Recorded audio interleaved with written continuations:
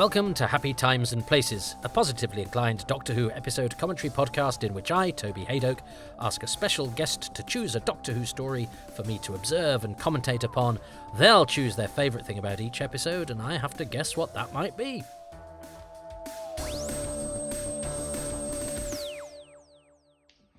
Hello, Toby. Thank you for inviting me to contribute to Happy Times and Places. As you know, I've been a long-time listener and thoroughly enjoy each new episode as it arrives, often succumbing to your influence and watching along with the story after hearing your observations. I've been a Doctor Who fan since the summer of 1976. Whilst on holiday in Bournemouth, I found the Amazing World of Doctor Who book on sale in W.H. Smith's, and my mum took pity on me for having suffered a long train journey from Manchester and persuaded my dad to buy it for me. Until that point, I'd never been actually allowed to watch the show as it was still deemed too scary for me. However, I was able to catch the second episode of the repeat of Deadly Assassin the following year and watched it from then on, other than episode 3 of Keeper of Traken, which clashed with a trip to Filbert Street in Leicester to watch Manchester United get beaten. Some things never change. The first story I watched in its entirety was Horror of Fang Rock, which is still a favourite today, but that isn't the story I'm choosing for you to watch. I suppose, though, I should say why people may know me, though, or may not, as the case may be. I'm not a star of stage or screen, or an academic per se. However, I do love music. During the heady days of the 1990s, I managed a band in Manchester, and during the pandemic was invited to write for the website Louder Than War, founded by John Robb, who's probably done as many talking head slots on TV as you have Doctor Who videos. As well as writing reviews of records and books and gigs, I do a radio show every Saturday called The Indie Brunch, where I interview people connected with the industry, musicians, photographers, authors, and play various records. Most recently, I've also become a published author. My book, All the Young Punks, A People's History of the Clash, is available now in all good bookshops and online. And my second book, A People's History of Billy Bragg, a tome which I am editing with for the man himself, is now at the design stage and due for release later on in the year. All exciting stuff. Anyway, thank you again for inviting me along. I hope you enjoy revisiting The Invisible Enemy. Well, welcome everybody, and that was the lovely Iain Key, who has a book out, so I have decided to record and release this particular edition of Happy Times and Places to coincide as closely as I can with Ian's oral history of the Clash. So any musos amongst you, Iain really knows his stuff and has dug down as deep into the Clash as I know I probably have into the life of Walter Randall, but Ian's works possibly have slightly more popular culture significance. Iain recorded me, in his own words, a plug of his book, which I now can't find, but I will put that on later editions, and I will remind you about Ian's book at the end. I was gonna sort of want to release this story around this time anyway, because we're building up to 100 Happy Times and Places, and I felt I wanted to give the countdown a bit of luster just as we get built up to number 100, which will celebrate its own landmark of Doctor Who. This is a personal landmark for me. The Invisible Enemy is the story I first remember watching. I watched this. It was a summer repeat. I watched this go out, and I know that it was the repeat because my brothers, I have older brothers, had seen it before. I'll make this a brief version, I think, because I've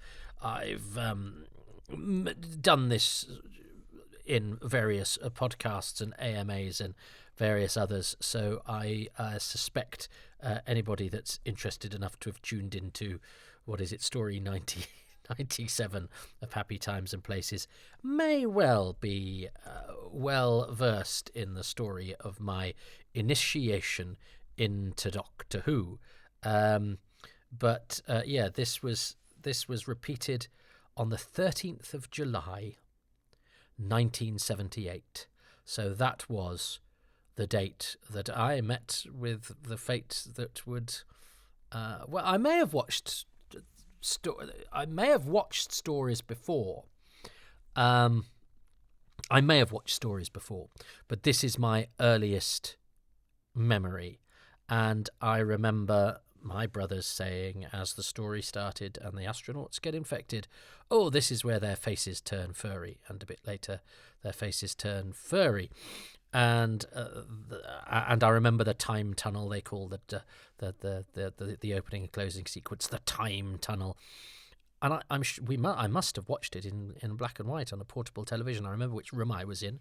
We called it the study because it was a room lined with books, and in front of a fire. It was a very cold house. I was probably wrapped up or under a blanket or something. I almost feel like I was fresh out of a bath, but that was no, probably wouldn't have been because it was a Thursday. Anyway, let's not get into that. But I would have been in July 1978. I would have been 4 years old, having been born in January 1974. So 4.5 I was. And it's my earliest memory. It really is. No, I have a couple of snapshot memories of my dad, and he had gone by then. But it's my initiation into Doctor Who. It's my first. It will always have a weird, special place in my heart. I wonder what I would think of the Invisible Enemy, because I don't think it's a particularly strong story. I think it's a funny old thing as well. And I think it feels a bit strange because it's a space story in a period where there weren't many space stories. And if there were space stories, none of them quite looked or felt like this. It seems to me that this has many aspects to it, tonally and visually, and storytelling-wise, actually, that make it seem slightly unusual. But I wonder if some of its unusual nature is partly to do with my special association with it. Anyway, let us crack on with my friend Iain Key, who I know, who is a resident of Patreonville. He is a very kind contributor to my Patreon and has been ever since it started. But for many years, my good friend and actor Liam Fox always talked of his friend who was a Doctor Who fan who I really should meet. So we knew of each other, Iain and I, long before we actually encountered each other. But we met each other now. And Iain has, as I say, recently had cause to celebrate publication of a labour of love for him. But it's a fine-looking book, and so if your Venn diagram crosses music and Doctor Who with the specific music of The Clash, then do get Ian's book. I have a book coming out soon too on Quatermass, and there is a Quatermass link by the time you listen to this. If you are outside of Patreonville, my book will be out. There is a sort of Quatermass link to the Invisible Enemy, which we will get on to later, but not so much with this episode. And I'm going to start watching. I fired it up on the iPlayer in the Whoniverse. Who'd have thought you could? I certainly wouldn't have expected that back in July 1978. And I am going to press play in 3, 2, 1. So here we are, the time tunnel. Oh yes, indeed. It's I certainly not the story that I would have nominated to be my first. And I remember buying the Target book of it as well, which I'd held off doing because I was kind of, well, I have seen it, even though I didn't remember the details of the story. But yeah, it's always had a unique frisson for me. Bob Baker and Dave Martin. I had the pleasure of meeting Bob Baker. Well, I think one of the most remarkable things about this story is these space sequences, which, again, I think give it a feel unlike any other. I'm not sure those meteorites quite work, but they are. It is a brave attempt to do that, whereas that shot is much better, although there's an attempt there to have some in the foreground, some in the background. These spinning ones definitely work.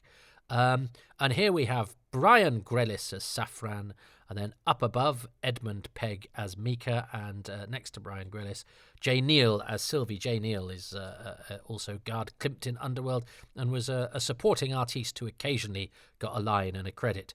Whereas Ed Pegg playing Mika here in his sole episode of Doctor Who, and I mean that by episode because he doesn't make it past episode 1. I saw Ed yesterday, actually, in an episode of It Ain't Our Fault Mum.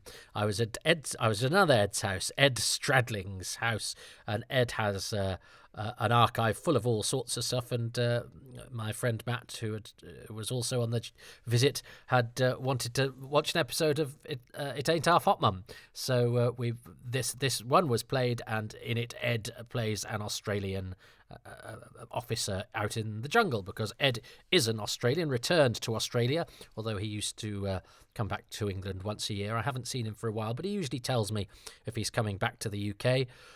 I've socialised with him many times, still in touch with him. He offered himself to my Who's Round, whereas Brian Grellis here, who is also Shepra in Revenge of the Cybermen and the Megaphone Man in Snake Dance, but was well known for being in Z-Cars a few years previously to this. Grellis, I've spoken to him on the phone. A relative of his gave me his phone number, and he's one that got away, sadly, Brian. I spoke to him and he said he'd not been very well, and he didn't really remember Doctor Who, the 2 Doctor Who's that he'd done. And I said, "Oh, you've actually done 3." And then, funny enough, but I said I'd call him back at the end of the month or whatever. And then he accidentally called me about 10 minutes later. So we had 2 chats because he made a mistake to call me. Here we are, more special effects, sort of smoky, oily, lightning-y stuff. I think it's an excellent model spaceship. I think this does feel like some real effort has been put into the spaceship scenes.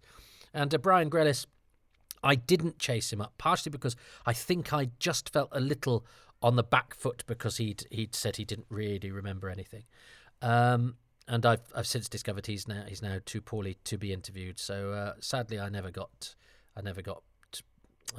Brian. Contact has been established, of course, is the name of the first episode of the Quatermass Experiment, and contact has been made becomes a sort of catchphrase. So yeah, I remember that when this started, and I really remember the layout of that spaceship that they're in, with one of them on the top and 2 of them down at the bottom, and that control panel, and my brothers saying this is where their faces turn furry.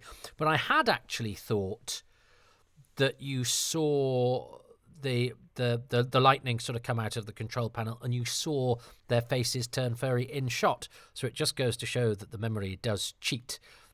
And I think I'd thought their faces were sort of furry on the cheeks rather than the sort of silver eyebrows that they get. But you know, the imagery was there, and I definitely remember watching and what my brother said. But it's funny how some of it morphs as time passes. But I like the fact that my initial incorrect memory has not been wiped out by the fact that I now have the ocular proof of what it was actually like. But yeah, this is so they're my first Doctor Who team, the Doctor and Leela, and they are excellent.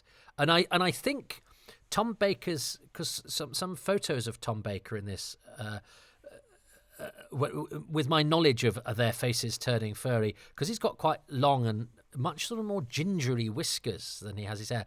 I think I'd imagined that the furry faces were kind of that sort of fur on almost on Tom Baker's cheek. Excellent model work. So yeah, this is absolutely fantastic. This is above average model work for Doctor Who. I think it stands up really well. I much prefer a model to CGI, so I'm absolutely sold on all of this sort of stuff. Moves slightly too quickly, doesn't it? But that's I think we can. No, I think we can have that. But yeah, Brian Grellis was a very well known, and in fact, Kevin McNally, who worked with Brian Grellis on Survivors, Kevin's a mate of mine now, really, said that he really loved Brian and said he was really friendly. And I tried to connect them up, actually, but I think Brian's number now was not the correct number, or he was too poorly by then. That's a really good space, because and you know, things like Space 1999, I remember that was around when I was a kid. So those sorts of model shots were really the sort of thing that made science fiction, and so that Doctor Who, my thoughts of Doctor Who of this period in the same, Buck Rogers and all those sorts of things. I know they came slightly later, but when I think back to my childhood, they all sort of meld together. that Doctor Who could sort of hold its own against those things that had much more money, you know, and you know, clearly look all on film and superior to a modern eye, if you like. They didn't feel or look different to me as a kid, and all of this stuff I loved. You know, I like those spacesuit designs. They're rather funky, and anything with somebody with a laser gun feels good. And this just feels kind of different. You don't get many Doctor Who stories of that I sort of think of that are kind of set in space in quite this way. I think of a lot of sort of gothic-y, horror-y ones, and I think of sort of lots of drab, beigey space ones, but this seems a bit closer to your Space 1999s. Anthony Rowlands is the crewman here. I think he'd worked with Derek Goodwin, the one-off director of this. He only gets a couple of lines. And Harry Fielder's sitting down there, and Harry, good old H, who's died in many a Doctor Who story. Not H's biggest role this time around, but he turns up to sit in a chair and die. Is this where we see the hairy faces? Yeah, so I suppose they do have a bit of stuff on their cheek, but on their cheek it's a bit more scaly, isn't it? In fact, that reminds me very much of the psoriasis I had on my face for almost a decade or so. It was either side of my nose and very scaly. He's got a slightly nasal voice, Brian Grellis, which when he's doing alien acting, it does remind you a little bit of sort of possessed alien acting that is a bit sort of weirdly cliched, and it's something to do with the weird sort of blocked up nose quality of his voice and the slightly higher pitch. I always think of Stephen Fry in Blackadder with his "send him to the sprouting chamber." There's something about, and he has a line later where he talks like the alien, and it does veer into the slightly comical. But that's okay, because we have Michael Sheard who says "God," which is very unusual for Doctor Who. There is nothing wrong. I am an alien. And I love Brian Grellis in Revenge of the Cybermen, where he's Shepra, and doesn't he? I think Tom Baker recalls that every time. Who is this Saffron? Yeah, so he's lost his personality. I think when Brian Grellis plays Shepra in Revenge of the Cybermen, whenever he'd sort of salute and bash his chest, he'd do a funny cough. So this is nice, and what I like about this is that Michael Sheard, who, spoilers, ends up being the baddie in this story, and he is one of my memories of this story. I remember the bald man wandering about. You forget when you come to this sort of with your assumed knowledge, or your known knowledge of it, your post knowledge of it, that it really sets him up as being the ally for the story. And so you really get the best of both Sheards in a way, because Michael Sheard is very good at being sort of sweet and charming and nice and benign, but he's also very good at being cold and lethal and dangerous. And we get both of them, which is fantastic. This is Leela learning to spell her name. That's chalk. That chalk on a blackboard. I don't like that noise. She does suit Tom Baker's hat, doesn't she? So this is where you see the lightning coming out of the TARDIS console, didn't you? And I swear that happened in the to the astronauts in their ship. I swear that it came out of their control panel and turned their faces furry. But there we go. I do like this lighter coat of Tom Baker's as well. That set my teeth on edge, that chalk on that blackboard. Leela looking a bit scared, but which is slightly unusual, isn't it, for her? But it's because... Oh, no, troubled. Troubled is better than scared. Yeah, well, and that's quite nice that she's got these heightened senses, that she can pick up something in the ether that suggests that things are amiss, which I mean, it does have its slight base in the slightly patronising thing of, if they're a savage, they have heightened other senses. But as a storytelling device and a different gift for a companion, I think that's okay, and she does it very, very well. he could have reacted a bit to that, I think, Tom Baker, but there we go. Anyway, but then again, the Doctor doesn't notice St Elmo's fire. Yeah, I like it when they sort of tie in a spacey thing with something we can understand in Earth times, and also explains what St Elmo's fire is, not the movie. We're starting to see jokes creeping in, are we not? But she plays it so very well, and look at her. She's absolutely selling every second of this. She's showing that something's up, but without losing her cool. It's like she's suggesting the hairs on the back of her neck have stood on end, and she's gonna, keep an eye on it. And the Doctor has been contact has been made. Oh, he's about to say it, yes, contact has been made. That's John Leeson making... Oh, of course, my first story is also a debut for somebody else. So, because I know... Well, we'll get on to him in episode 2. So, lovely Edmund Pegg here, who's had a marvellous career. He's in Tenko, in which he has a very good part. He's in The Day of the Triffids, the BBC version, where he was a last-minute replacement, actually. This is odd, I think, how we start this scene with the thing coming out at Leela. We don't see her approach the TARDIS or check. It's unusual because I think we would be used to see her at least take a few steps forward. But it's like the scene is sort of halfway through. I don't mind it. I simply comment on it because I do feel it's slightly unusual. I like the feel of this base, actually, and the fact we've seen Michael Sheard outside through the window. But this feels like a unique environment for the show. I don't really feel there's anywhere... As I say, just the design, and maybe it's the fact that the directors never directed for the show before us. It's Derek Goodwin, whose main experience was in sitcoms, actually. He only died a couple of years ago. He is... they did get him for the DVD documentary of this, but I think they interviewed him at quite the last minute because they hadn't thought they'd be able to find him. A Botavashik. See, that's all right. He does that very well. But this season it doesn't quite know where to go sometimes, does it, with the comedy? Although, of course, none of this was apparent to me as a child. As a child, this was absolutely the most exciting, thrilling thing ever.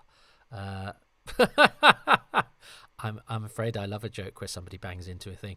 It's a slightly boring, probably a dad joke that I do at home, where quite often if Shirley sends me off for something or downstairs for something, I slap the wall and go ooh, and she goes, "Oh, you're right," and it's always just pretend. I haven't really walked into the wall, but Louise Jameson is so good. She is such a strong actress. She never lets the reality of the moment be diminished. Michael Sheard. Oh, so yeah, look at Michael Sheard here. And I like it. So he's gonna. I think he kills Jane Eel here, doesn't he? So yeah, the smallest part actor.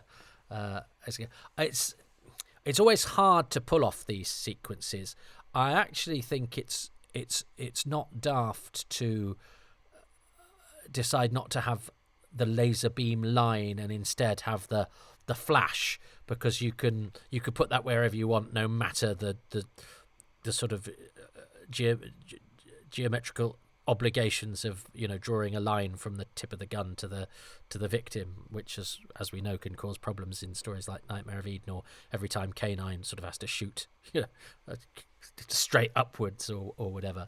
But I do like a laser beam from this period of Doctor Who. I think a laser beam, and again, watching as a kid, there was nothing more exciting than having zapping going on. And but yeah, it's an unusual story, isn't it? Because it's nothing like the story that's come before it, and it really is odd when you think of Horrorfang Rock, which I've watched many times more than this, and of course I have watched it in order.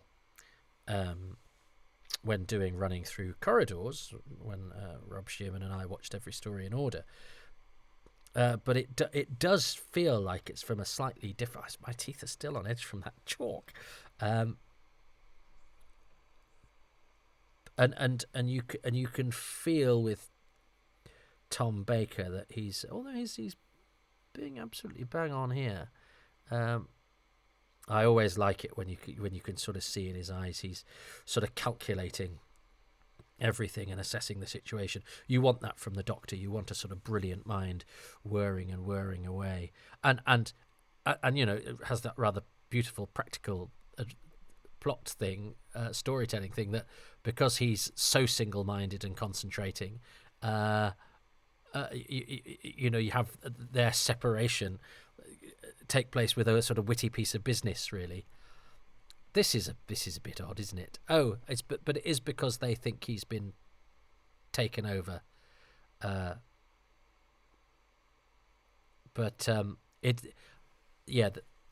It is slightly. This does slightly stretch credulity a little bit, I think.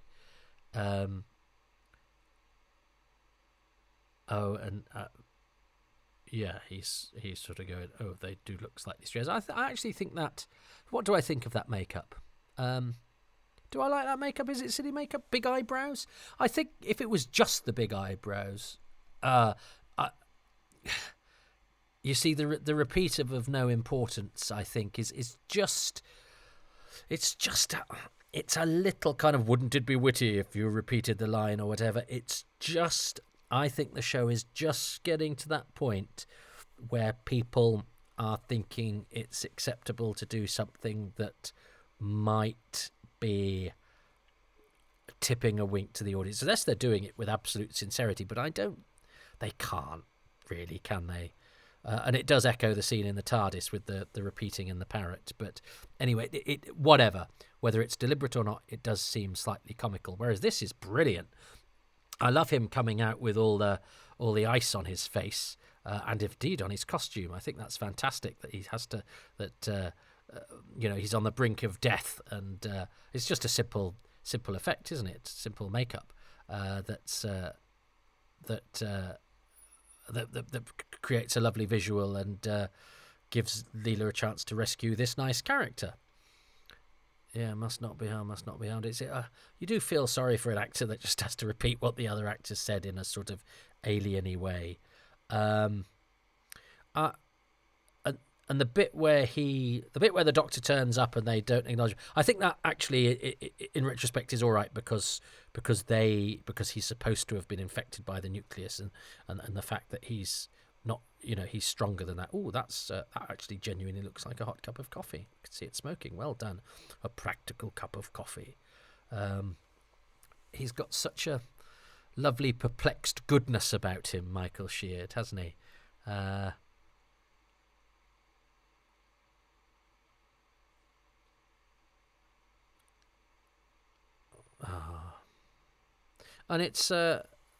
it's actually very cleverly done on just a small handful of sets as well. But it's the story of having, you know, something through space is. I mean, I don't want to plug my book. I do want to, but I'll plug my book on the Quatermass Experiment. It is not unlike the Quatermass Experiment, where the spaceship with 3 men in it goes through a sort of cloud. We don't see it as we see the beautiful effects here, but it is described in the Quatermass Experiment as a plankton of the ether, which I think is a wonderful phrase. And you know, only one astronaut returns, but he is infected. So there's an element of, you know, infection to it. I like the fact that, you know, they're setting up a really good rapport here between Lowe and Leela, and I love the fact that it's sort of favouring Michael Sheard too as well, because it's really setting him up as the good guy. Yeah, I think this is very, very nicely done and kind of refreshing, and you're already in this world. It's a shame Ed Pegg's been wasted, rather. Yeah, he's had a really, really good career, but he. Yeah, when I put my call out for people to do Who's Round, I think he spotted it online and got in touch. and he was in Australia at that time, so we spoke over Skype. He was having a glass of wine somewhere beautiful and warm, but we did subsequently meet up because he had a flat in London that he would come to just check in on every year.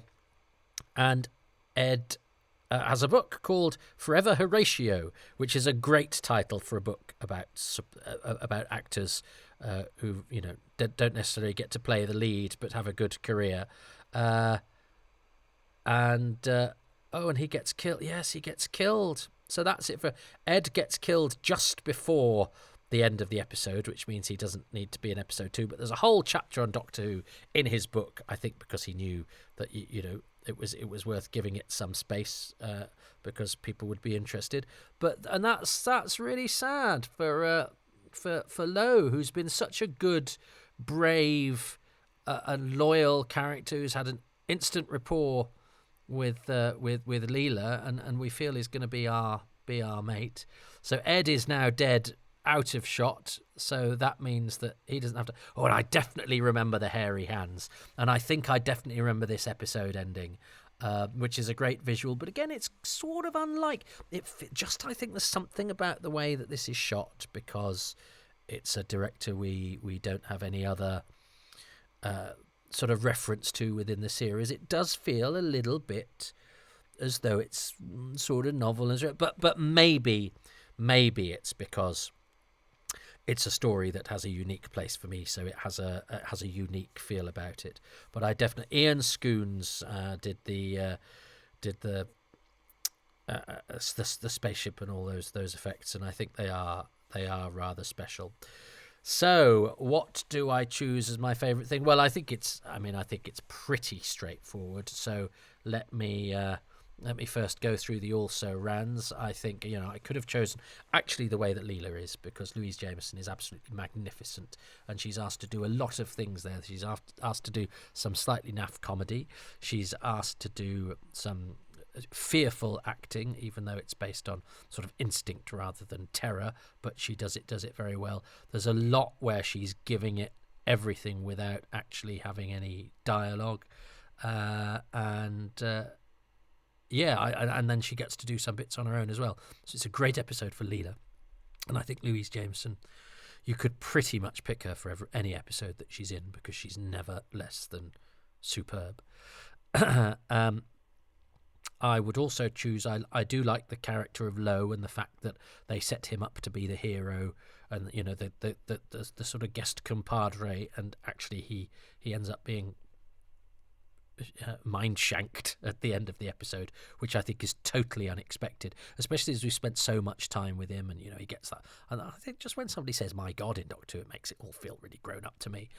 But he hides from them successfully twice. He hides outside, and he's clever, because he gives them a bit of a misdirect as well. And then we have that bit where he senses that the Doctor, he warns Leela that it might not be the Doctor, and all of that, and he's not just somebody who's being led by our heroine. He's an equal part of that partnership, if you like, and so I really like Lo and what they do with him, and the fact that it's Michael Sheard, who I just adore, and I think was a great servant to Doctor Who and a great servant to British television and film and genre stuff. He had a book out too. In fact, I think he wrote 74, which I hope you can still get from places. I've got a couple of his books, one of them signed. I saw him sign it at the Fab Cafe in Manchester, and that was nice. He was a nice man. So very good, Michael Sheard. And I like both of those things. I like the fact that it's my first Doctor Who story. I like the stuff. I like the Quatermass reference. Contact has been made, and the plankton. The infected astronaut thing going on. It's a Quatermass echo, which I'm absolutely happy to always talk about. But I think the best thing about episode 1, and what marks this story out as particularly strong, a particularly strong part of what marks this story's strong points, is the spaceship. Is the model effects. The spaceship going through the cloud, the spaceship landing. Actually, those meteors flying towards the camera. All of that model work, courtesy of Ian Scoones, I think is particular and peculiar to this story, and is my favourite part of the episode. What has Iain Key got to say about episode 1 of The Invisible Enemy? So that was episode 1. So much to unpack. It was the first sci-fi that I'd seen. This was obviously pre-Star Wars, so I'd seen a couple of episodes of Space 1999, but this was probably the first sci-fi I'd really seen. Model shots, just amazing. They blew my mind at the time. As a 7-year-old, I'd never seen anything like it. Obviously, they look very cheap, or quite cheap now, compared to what you got on TV. I love the moon base, the Titan base. The space writing on the wall with exit, written EGSIT rather than exit. The funky eyebrows from the aliens. Michael Sheard, obviously, who would later become Mr. Bronson and Scourge of my generation. Just things that you pick up now which I wouldn't have noticed at the time, like the cheapness of some of the sets where they open the TARDIS doors and it's just a black exterior. But it's a jam-packed episode. And I think if I was going to go for anything as my favourite thing, I would have to say the model shots really impressed me. The model shots, it is. Ha ha ha ha. That's perfect, because that's what I chose too. You did choose a number of things. And yes, it is worth mentioning Mr. Bronson in Grange Hill for Michael Sheard, because he is one of the great TV characters. And I mean, he really is. He's a fantastic creation. And indeed, the script, but you did kind of respect him. I knew teachers like that. Yeah, Mr. Bronson is a brilliant television character. And I just love the fact that although he made such an impact as that character, Michael Sheard, he did also have, if you said to people, oh yeah, but Mr. Bronson also crops up in The Empire Strikes Back, and he's in these Doctor Who's, and it turns out he's in everything. And of course, he's in so many Doctor Who's. He's in The Ark. He misses out Patrick Troughton. And then he's in The Mind of Evil. And then he's in Pyramids of Mars. And then he's in this. And he's not the first person to be in a not too a Tom Baker story that is relatively recent, who turns up in this story, as we will see next episode. And then, of course, Sheard is in Castrovalva, misses out Colin Baker, and then returns in Remembrance of the Daleks. So one of the finest servants to all of Doctor Who. And I felt a bit for him. I mean, I sort of joined in my head with the chortling where, every time a convention was listed in SFX magazine, Michael Sheard was on, and open brackets, what a surprise, -ed, close brackets. And his ubiquity was rather easy, but it just showed that he liked consorting with the fans and liked turning up and giving good value. And, you can't an actor who's happy to turn up and indulge us and be entertaining, you can't blame an actor for that. And I actually think he was an absolute star, Michael Sheard. And he was actually only in his 60s when he died, which seems rather cruel these days, even though I think he was bald. Well, he was probably bald when he was a baby, but I think the time between him being bald as a baby and bald as an adult was probably not too far away. But anyway, so I'm sure he could have picked up loads of hair from this story, because it's quite a hairy story, and Leela is in a hairy situation. But so let us see if her close shave with a hairy situation continues next time. So yeah, if you want to get Ian's book, All the Young Punks, A People's History of the Clash, it is available now, and it has a foreword by Billy Bragg. So go and get that, and let us establish more contact between ourselves next time on Happy Times and Places. Ta-ta.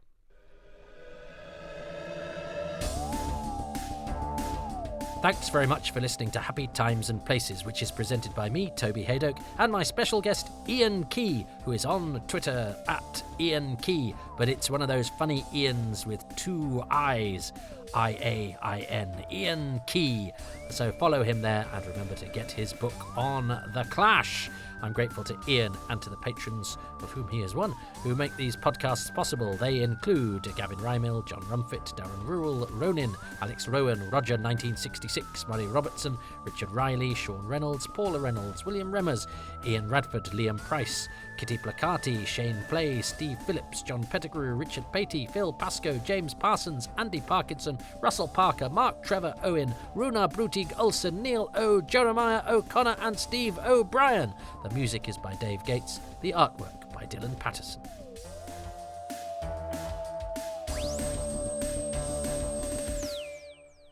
If you would like to become a patron, please do so by going to patreon.com/Toby Haydock, where you get your name read out on the credits, but you also get these podcasts in advance. You get your own podcast, Far Too Much Information. You get your own monthly AMAs. In fact, you usually get a couple of those a month. You get behind-the-scenes looks at my DVD and Blu-ray contributions, and sometimes I raid my archive and dig out some interviews with usually guest stars from the show, many of which have never seen the light of day in any form whatsoever. So it's a sort of treasure trove of all sorts of stuff, provided you can put up with listening to my voice a lot as part of it.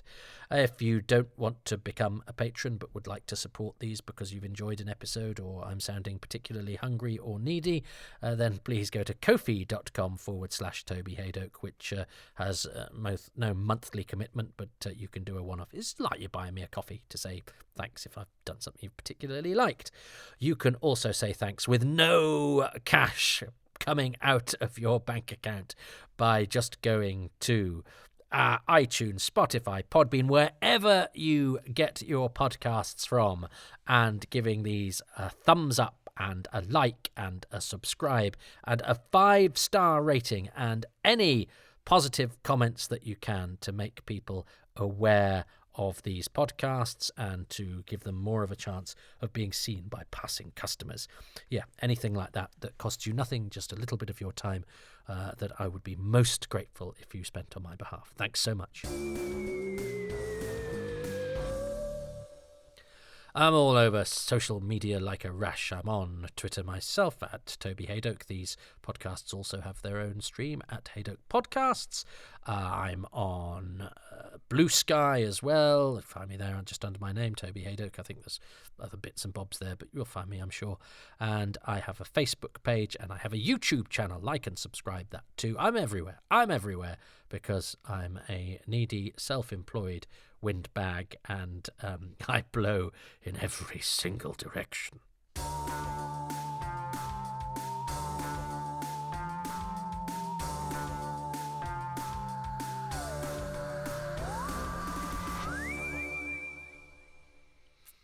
I've still got my teeth on edge. I thought I'll save that for a bit. I've been thinking about hairy faces. But yeah, Ian's a good guy. I hope he does well with his book. It's so funny. His book's actually come out long before mine. Haha. But as I record this, I am in the closing stages of typesetting and editing my book on the Quatermass experiment, which does have some similarities with the Invisible Enemy. Oh, nice. And I was also in Cardiff yesterday, and I was seeing some key filming spots for new Doctor Who. I saw Penarth, really. So the promenade at Penarth, which is going to turn up in an episode of the latest series, which, as I record this, started a couple of days ago. I have just seen the Robot Revolution, so I've seen the latest episode of Doctor Who, and am now bookending it with my first episode of Doctor Who. And I also saw a house that's in closing time, and a house that's an empty building now that was used for shooting various different bits and bobs. And I went to Yanto's shrine, so I feel like I've completed a long overdue pilgrimage. I have been to Cardiff before. I performed Moths Ate My Doctor Who scarf there and had one of the best shows imaginable, sold out at the Millennium Centre, not the big stage, but the studio. But it's a big studio. It was about 450, but I think they had some Hungarian dancing on the main stage. But of course, because it's a home gig, it was full and everyone was positive, and I could hear the excitement actually before it started, and I went on, and it was just a dream from start to finish. So if you were at Moths Ate My Doctor Who scarf in Cardiff, that was one of... I mean, I have to say, if you came to it at all, I'm grateful, and pretty much every show was a lot of fun. There were a couple that were a bit sticky, just because I'd been so spoilt with such good audiences, but it's all relative. There was never one that made me wonder why I think I should be doing anything else. But Cardiff is one I particularly remember being absolutely gorgeous. Aren't I lucky, he says as he contemplates all the things going on in the world of sci-fi. And even though Doctor Who is not getting much love out there in the conversations that I seem to be earwigging online and in the press, I am still full of love, and can't imagine my life without it. And my life with it started here, The Invisible Enemy.